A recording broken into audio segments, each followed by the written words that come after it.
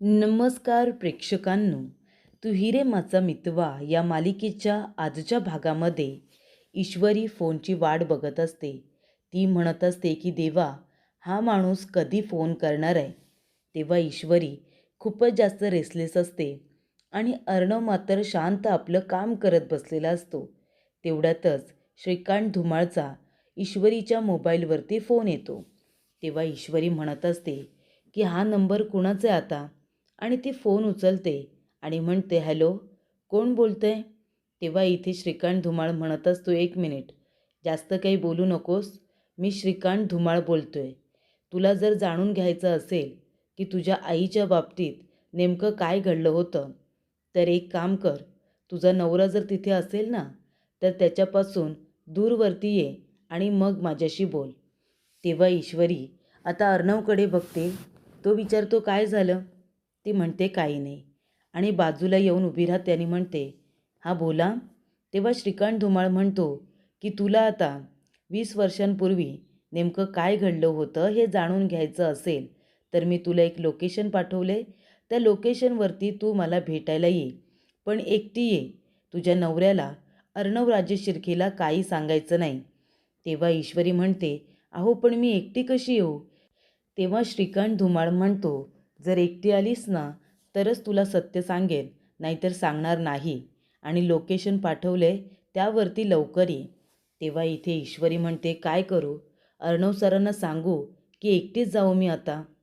त्यानंतर इथे आता उदयकांतला भेटायला वल्लरी आलेली असते. वल्लरीने पैसे आणलेले असतात. तेव्हा ती उदयकांत बरोबर वाद घालत असते. उदयकांत म्हणत असतो, वल्लरी, तू उगाच माझ्याबरोबर घासाघास करू नकोस. सांगितलेले पैसे आणलेस ना? कारण कसं आहे, जर तू जास्त बोललीस ना तर ते तुझ्यासाठीच वाईट असेल. आता तुझे हात दगडाखाली आहेत.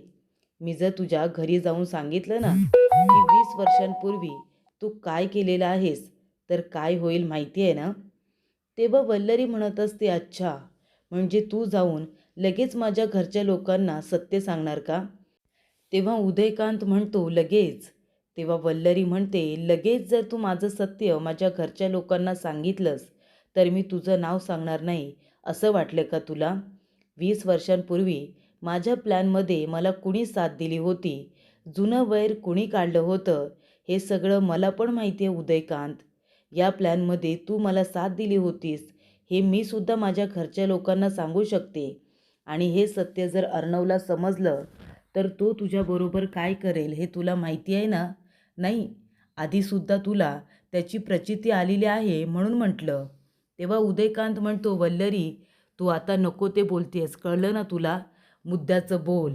तेव्हा वल्लरी म्हणते, ओरडता मलाही येतं, त्यामुळे माझ्या वाईटात जायचं नाही. तेव्हा इथे वल्लरी म्हणत असते, आता मी जे सांगते ना ते करायचं. ईश्वरी राजे शिर्के नावाचा इथे आता काटा काढायचा आहे, तो सुद्धा कायमचा. त्यानंतर ईश्वरी विचार करत असते की काय करू, एकटी जाऊ की अर्णव सरांना सांगू? पण जर अर्णव सर सोबत आले आणि सत्य मला नाही सांगितलं तर? तेव्हा अर्णव ईश्वरीला विचारतो की काय झालं? तेव्हा ईश्वरी म्हणते, काही नाही, नमुताईचा फोन आला होता. हे सगळं जे काही घडलं ना त्यामुळे आईला थोडं बेचैन वाटतंय, असं नमुताई म्हणाली. मी काय म्हणते सर, मी जाऊन आईला भेटून येऊ का? तेव्हा अर्णव म्हणतो, हो जा ना, एक काम कर, आपली गाडी घेऊन जा. तेव्हा ईश्वरी अर्णवकडे बघतच राहते. अर्णव म्हणतो, काय झालं, कसला विचार करतेस? मी म्हणालो की जाताना आपली गाडी घेऊन जा, तुझ्यासाठी बरं असेल ना ते. तेव्हा ईश्वरी अर्णवला म्हणते, नाही नको, गाडी वगैरे नको, मी रिक्षाने जाईन, तुम्ही काळजी करू नका सर. असं म्हणून आता ईश्वरी जायला निघत असते. तेव्हा ईश्वरी घाईघाईने पर्स घेते आणि तिथून निघून जाते. तेव्हा अर्णव म्हणतो, काय झालं, ही का अशी अचानक घाईघाईने निघून गेली, असा विचार त्याच्या मनामध्ये आलेला असतो. तर इथे आता वल्लरी आणि उदयकांत हे दोघेजण जेव्हा बोलत असतात ना तेव्हा तिथे कुणीतरी व्यक्ती लपून छपून त्यांचा व्हिडिओ मोबाईलमध्ये रेकॉर्ड करत असते. तेव्हा उदयकांत म्हणत असतो, ईश्वरी राजे शिर्के म्हणजे त्या अर्णवची बायको आहे ना? अगं पण त्या पोरीजवळ तुझं काय वैर आहे गं एवढं? तेव्हा वल्लरी म्हणते, आता तुम्ही नको ते प्रश्न विचारताय, तुम्ही प्रश्न विचारायचे नाही, फक्त काम करायचं. ईश्वरी राजे शिर्के हा माझ्या रस्त्यातला काटा झालेला आहे. तो काटा काढून बाजूला फेकून द्यायचा. तेव्हा उदयकांत म्हणतो, ठीक आहे, पण काटा काढायचा आहे की काटा मोडायचा आहे? तेव्हा वल्लरी म्हणते, काटा मोडला तर जास्त बरं होईल, कुणाला काही कळणार नाही. तेव्हा एक काम करायचं, काम झालं पाहिजे. आणि जर नाही झालं ना, माझं नाव जर कुठेही बाहेर आलं ना, तर तुमच्या बाबतीत काय होईल काय माहिती. जेलमध्ये जाण्याची जर हौस असेल तर खुशाल जा, पण एक गोष्ट लक्षात ठेवा, तुम्हाला जामिनावरती सुद्धा सोडवायला कुणीही येणार नाही. त्यामुळे माझी मदत करा. ईश्वरी राजे शिर्के नावाचा काटा कायमचा बाजूला काढून टाका, तिचा बंदोबस्त करा, असं वल्लरीने सांगितलेलं असतं. तेव्हा उदयकांत म्हणतो, ठीक आहे, तुझं काम झालंच म्हणून समज. आणि तो लगेच आपला मोबाईल काढतो आणि सत्याला फोन करतो आणि म्हणत असतो की सत्या, तुझ्यासाठी एक काम आहे. कुणाचा तरी कायमस्वरूपी काटा काढायचा आहे. फोटो मी तुला पाठवतो. पैसे तुला जेवढे हवेत तेवढे मिळतील, पण काम 100% झालं पाहिजे. तेव्हा सत्याला सुपारी दिलेली असते. त्यानंतर वल्लरी आणि उदयकांत राजे शिर्के एकमेकांना हात मिळवणी करतात. तेव्हा प्रेक्षकांनो, इथे आता ईश्वरी निघालेली असते. ती अर्णवला म्हणालेली असते की मी ऑटोने जाणार आहे आणि म्हणून ती रिक्षाला हात करत असते. पण रिक्षा काही थांबत नाही. तेव्हा इथे आता फोन आलेला असतो, तो म्हणजे श्रीकांत धुमाळचा. तेव्हा ईश्वरी फोन उचलते आणि म्हणते, हो मी निघालेच आहे, मी येते. श्रीकांत धुमाळ म्हणतो, लवकर या पाठवलेल्या लोकेशनवरती आणि एकट्याच या, तरच मी तुम्हाला सत्य सांगेन, नाहीतर मी निघून जाईन ना. तेव्हा ईश्वरी म्हणते, नाही नाही थांबा, मी एकटीच तुम्हाला भेटायला येते, थोडासा वेळ द्या. तेव्हा ईश्वरी आपल्या ड्रायव्हर दादांना फोन करते आणि म्हणते, ड्रायव्हर दादा, आपली गाडी घेऊन तुम्ही समोरच्या गल्लीमध्ये येता का? मी तिथेच उभी आहे. तेव्हा इथे ईश्वरी ड्रायव्हर दादांना बोलावून लवकरात लवकर श्रीकांत धुमाळकडे पोचण्याचा प्रयत्न करत असते. जेव्हा गाडी आता सुरू होते, ईश्वरी म्हणते की दादा, मी सांगते तिथे चला, लोकेशन माझ्याकडे आहे. आणि तेव्हा इथे अर्णवच्या मोबाईलवरती आता गाडीचा ट्रॅकर सुरू होतो. आणि तेव्हा इथे अर्णव म्हणतो, हे काय, गाडी कुठे चालली, गाडीची मुवमेंट दाखवते. त्यामुळे इथे आता अर्णवला समजलेलं असतं की गाडी कुठेतरी चाललेली आहे. तेव्हा अर्णव म्हणतो, हा रस्ता तर जंगलाच्या बाजूने जातोय, ड्रायव्हर तिकडे का जातोय, पण गाडी कोण घेऊन गेला असेल, असा प्रश्न अर्णवला पडलेला असतो. तेव्हा इथे अर्णव आता रस्ता बघत असतो आणि तो म्हणतो की ड्रायव्हर इकडे का चाललाय, म्हणून त्याला फोन करतो.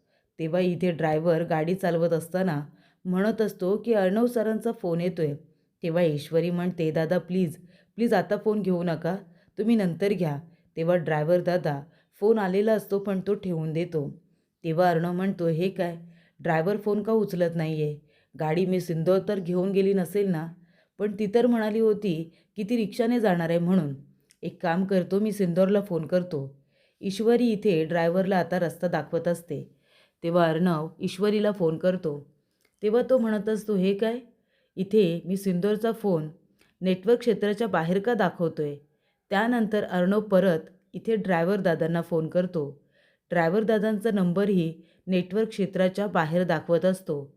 तेव्हा अर्णवला प्रश्न पडतो की ड्रायव्हर दादा आणि मी सिंदोर दोघांचेही नंबर नेटवर्क क्षेत्राच्या बाहेर का दाखवत आहेत. तेव्हा इथे अर्णव म्हणतो, मी सिंदोर कुठल्या अडचणीमध्ये तर नाही आहे ना. तेव्हा अर्णव लगेचच आपला इथे ब्लेझर घेतो आणि ईश्वरीकडे धावत पळत येत असतो. लोकेशन तर त्याला मिळालेलं असतं. तो आता त्याच लोकेशनवरती जाण्याचा प्रयत्न करत असतो. तो ईश्वरीला वाचवण्यासाठी लगेचच आता घरातून निघतो. ड्रायव्हर दादा जंगलाच्या बाहेर पोचलेले असतात.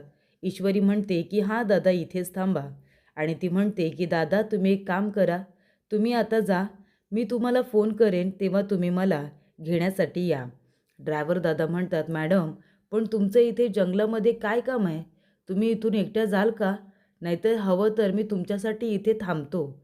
ईश्वरी म्हणते, नाही नको दादा, खरंच नको, तुम्ही जा, मी एकटी जाईन ना पुढे, पण जेव्हा मी तुम्हाला फोन करेन ना, तेव्हा मला घेण्यासाठी या.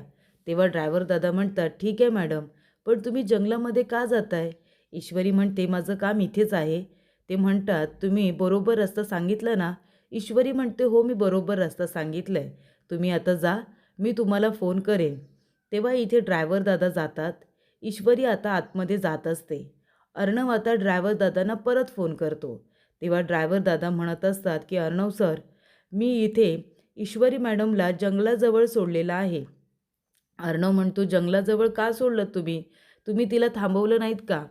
तेव्हा इथे ड्रायव्हर दादा म्हणतात, नाही ना, त्यांनी माझं काही ऐकलं नाही. मी त्यांना थांबवण्याचा प्रयत्न केला, पण त्या म्हणाल्या की माझं तिथेच काम आहे म्हणून. तेव्हा अर्णव म्हणतो, बरं बरं ठीक आहे, मी जातो तिकडे आता. आणि तेव्हा इथे अर्णव म्हणतो की मी सिंदूर, प्रत्येक वेळेला अडचणीत का पडतेस तू? आणि अर्णव ईश्वरीकडे धाव घेत असतो. तेव्हा ईश्वरी त्या जंगलाच्या ठिकाणी आता पोचलेली असते. ती श्रीकांत धुमाळला फोन करते आणि म्हणते की धुमाळ सर, मी इथे पोचलेली आहे.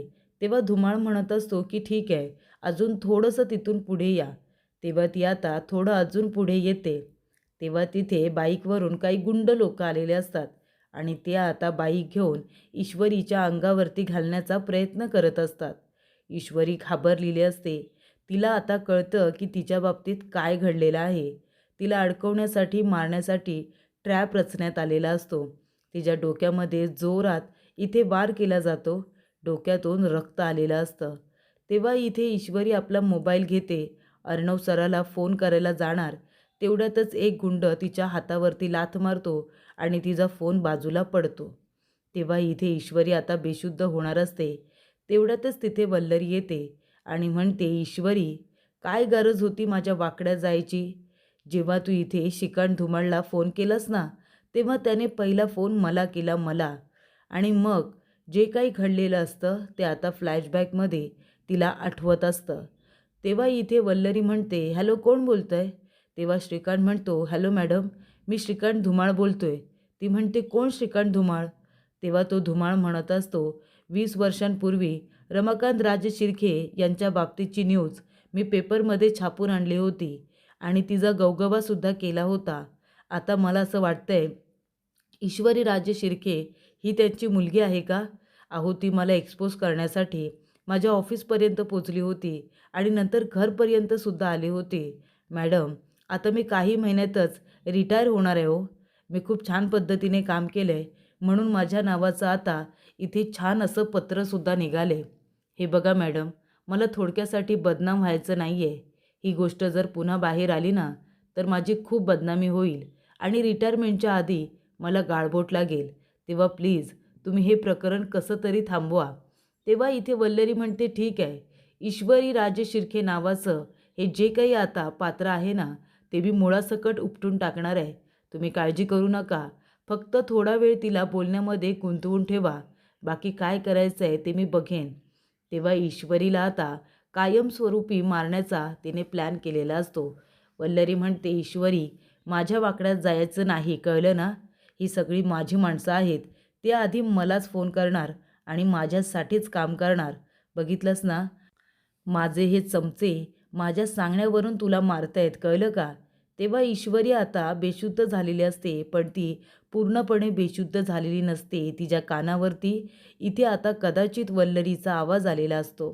तेव्हा इथे वल्लरी गाडी घेऊन तिथून निसटून जाते. तेव्हा अर्णव तिला जाताना सुद्धा बघतो, पण गाडीमध्ये नेमकं कोण बसलंय हे त्याने बघितले की नाही ते कळत नाहीये.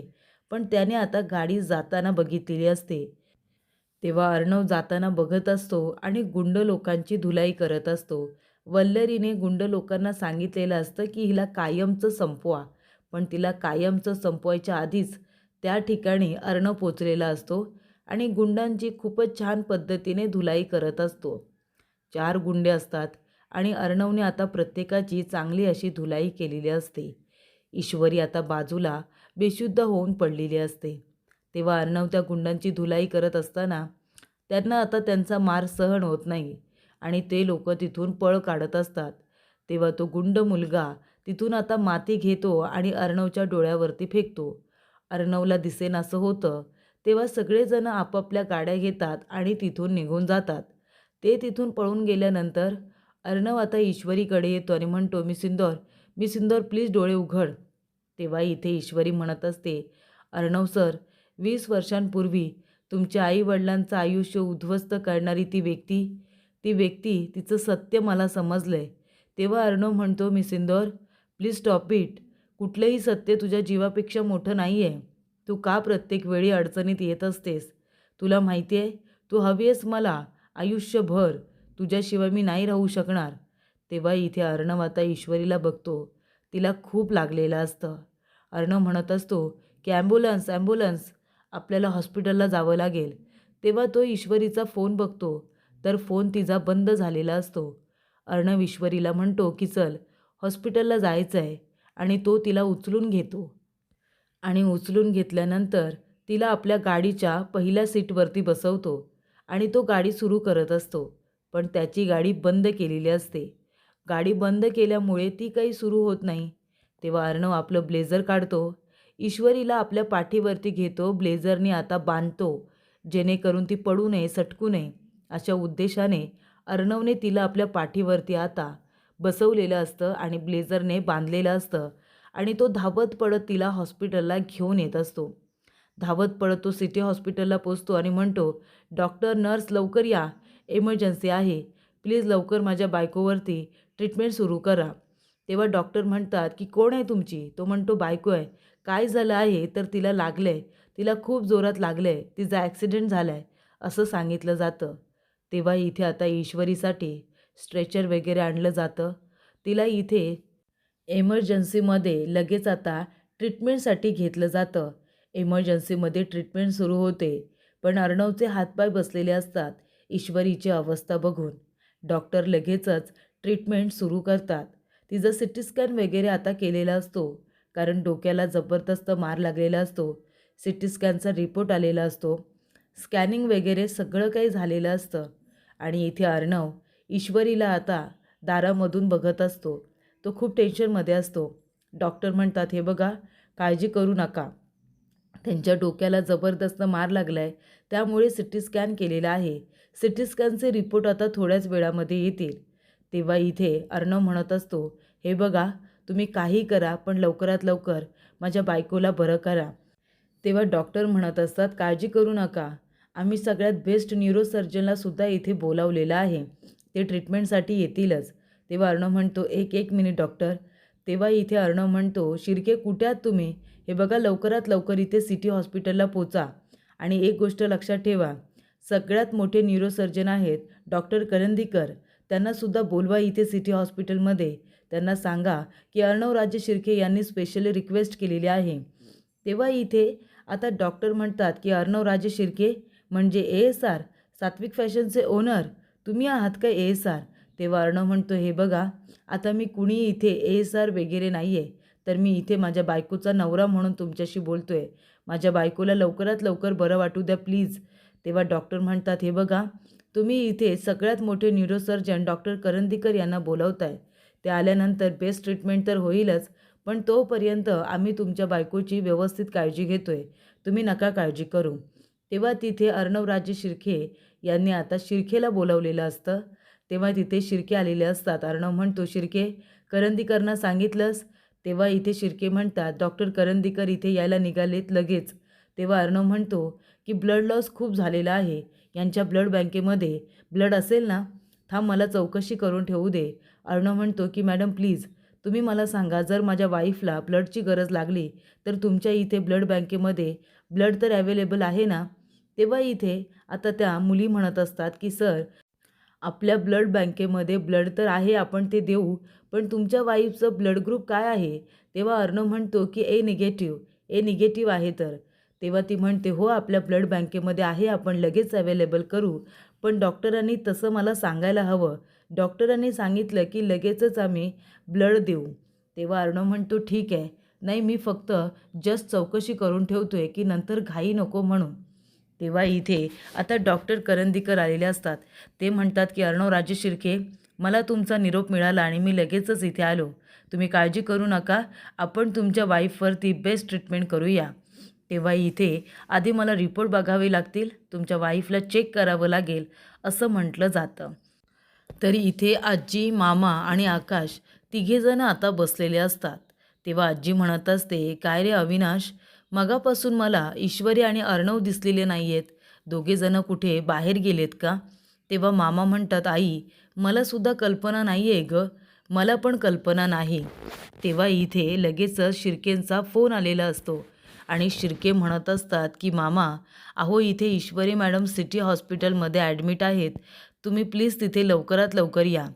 तेव्हा इथे घडलेला संपूर्ण प्रकार शिर्केंनी आता मामांना सांगितलेला असतो. तेव्हा इथे शिर्के म्हणत असतात की मी तुम्हाला मेसेज द्यायला वल्लरी मॅडम यांना फोन केला होता, पण वल्लरी मॅडमने फोन रिसीव केला नाही, म्हणून मी तुम्हाला फोन केला आहे. तेव्हा प्लीज तुम्ही सगळेजण पोचा. तेव्हा इथे आजी म्हणत असते, काय झालं अविनाश? तेव्हा इथे मामा म्हणत असतात, आई, अगं ईश्वरी सिटी हॉस्पिटलमध्ये ॲडमिट आहे, तिला खूप जास्त लागलं आहे. तेव्हा इथे ईश्वरीवरती आता डॉक्टर करंदीकर आल्या आल्या इथे व्यवस्थितरित्या आता ट्रीटमेंट सुरू होते आणि तेव्हा प्रेक्षकांनो अर्णव आता दारामधून इथे ईश्वरीला बघत असतो. तो खूप जास्त टेन्शनमध्ये आलेला असतो. काहीही झालं तरी ईश्वरी वाचली पाहिजे असं त्याच्या मनामध्ये विचार असतो. ईश्वरीला इतकं लागलेलं असतं की ते बघितल्यानंतर अर्णव खूप जास्त टेन्शनमध्ये असतो. तर पुढील भागामध्ये इथे आता वल्लरीने श्रीकांत धुमाळला फोन केलेला असतो आणि इथे वल्लरी म्हणत असते की श्रीकांत धुमाळ, आत्ताच्या आता कुठेतरी गायब व्हायचं. 1 महिनाभर तरी कुणालाही दिसायचं नाही, भेटायचं नाही. आत्ताच्या आत्ता गायब व्हायचं असं वल्लरीने सांगितलेलं असतं. तेव्हा इथे डॉक्टर करंदीकर येतात. अर्णव म्हणतो, डॉक्टर कशी आहे ईश्वरी? तेव्हा डॉक्टर म्हणतात, हे बघा, त्या खूपच जास्त क्रिटिकल कंडिशनमध्ये आहेत. तुम्ही आता एक काम करा, देवाजवळ तुम्हीसुद्धा प्रार्थना करा. आम्ही त्यांच्यावरती बेस्ट ट्रीटमेंट करतो आहे, पण तरीसुद्धा देवाजवळ प्रार्थना करा की त्यांना लवकरात लवकर बरं वाटू दे आणि शुद्धीवरती येऊ दे. त्यामुळे डॉक्टरांचं बोलणं ऐकल्यानंतर अर्णव तर टेन्शनमध्ये येतोच, पण घरातले सगळेजण आता खूपच जास्त विचारांमध्ये पडलेले असतात.